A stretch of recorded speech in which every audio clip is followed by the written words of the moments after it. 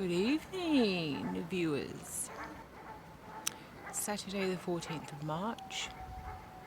I'm on my apartment rooftop.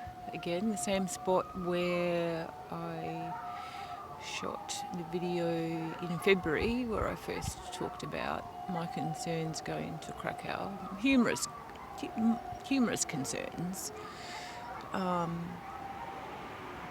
wasn't paranoid then. It was on my mind because I have been tracking coronavirus, which is now called COVID-19, since about January, when around the time it started to seriously impact Wuhan. But yeah, so this is the town of Elche near Alicante in the Costa Blanca. That bridge in the distance, one motorcyclist and a car went across it. But normally that bridge at this time of the night, I think it's about 8:30, would be pretty busy. I mean, it's a small town, so it's not, it's not pumping, it's not heaving like Madrid or Barcelona or Alicante. It'd definitely be busier than what it is now. And I went for a walk along this river today because the town isn't in lockdown like Italy. Don't want to be dramatic about the situation. However, it's sort of unofficial lockdown because non-essential stores were all like bars, cafes, restaurants, shops, alimentación and bazaars, which are usually run by the Chinese community, were all shut.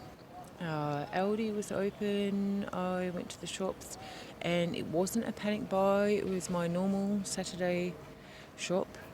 The only thing I panic bought on Thursday was bottles of water, because I try to drink about 1 to 2 litres a day, and it's not possible to drink the tap water here in this part of Spain. So I did get that reasonably swiftly on Thursday. So there's two really big paths along the river channel here, and normally they'd be busier at this time of the night, and even today I was quite surprised. I was really surprised not to see anyone around.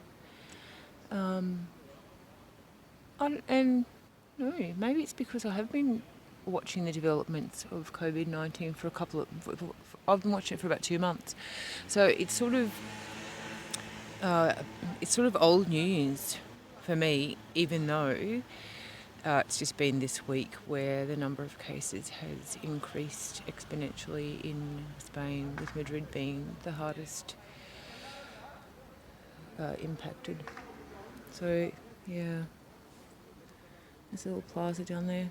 There's still like a crew of Spaniards hanging out in the park down there. But the Patenche, sorry, I don't know how to pronounce it, underneath the dark patchwood trees, that was closed today. And the old men are there every day, without fail. Rain, hail, shine, snow, cold, dark, night, they're there every day. Today they weren't there. So that's telling that things are serious.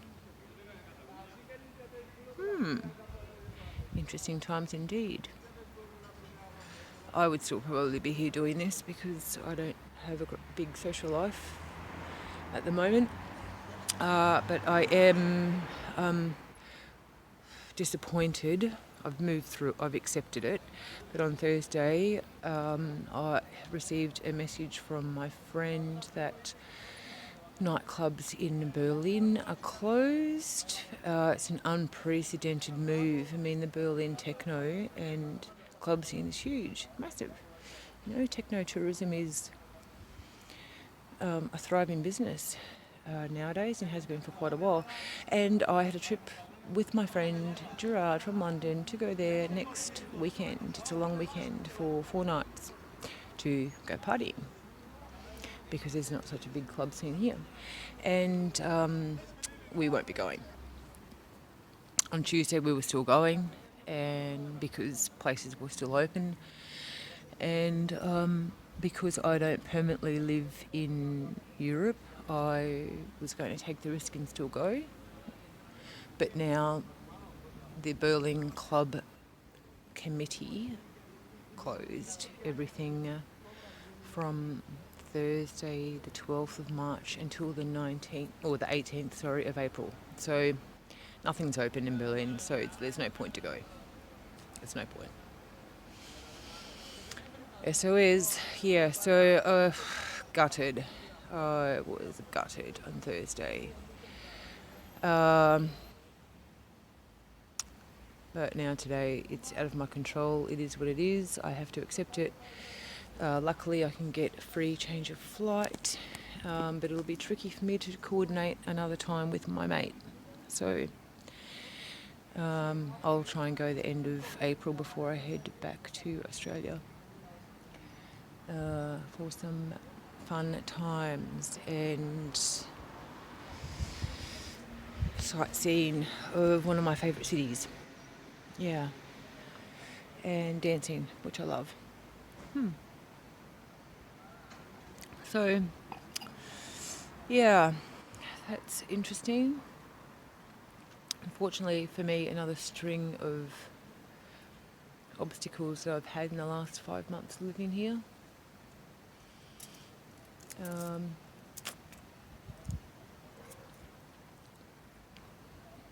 But I accept that it's the right thing to do.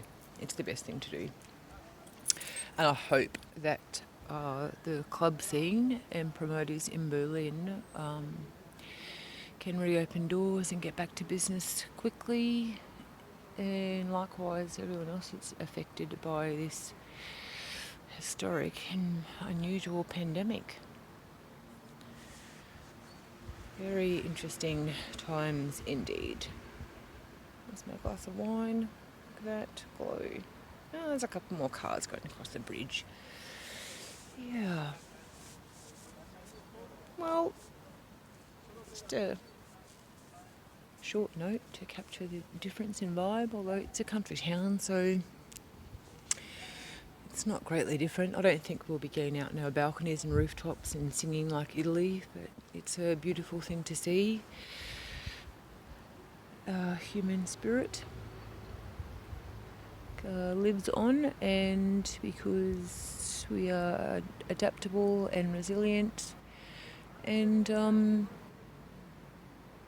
I hope that this brings about some changes in us individually, in government emergency management response times, and awareness that as much as I respect different cultures and I like an Asian market, that perhaps it's time to reconsider eating exotic animals. I mean, there's a lot of different theories about how the coronavirus, COVID-19, actually started. You know, there's theories of biowarfare. To me, I mean, I'm not going to rule that out, but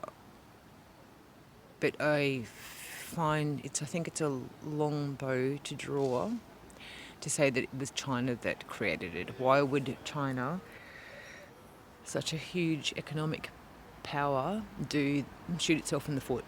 That doesn't make sense to me. I mean, if it was biowarfare, then it would have had to have come from another country that maybe wants to send a message to China. That's possible, but China doing it to itself, why would you?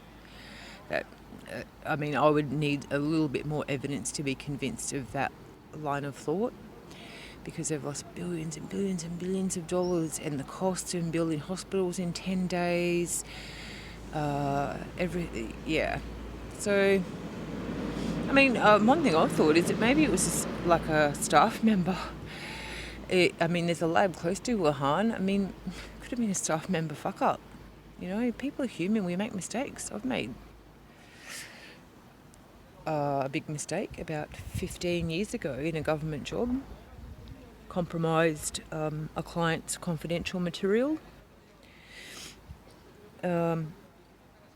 It was mentioned in Parliament in Australia at a local level, which was just felt absolutely horrible and just mortified and embarrassed and regretful about it.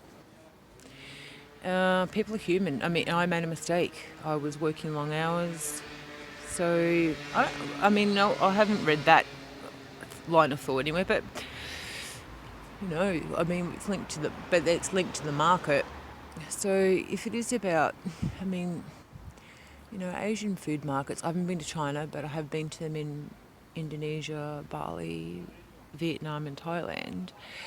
And it's not my place to say what you can, what you can and can't eat.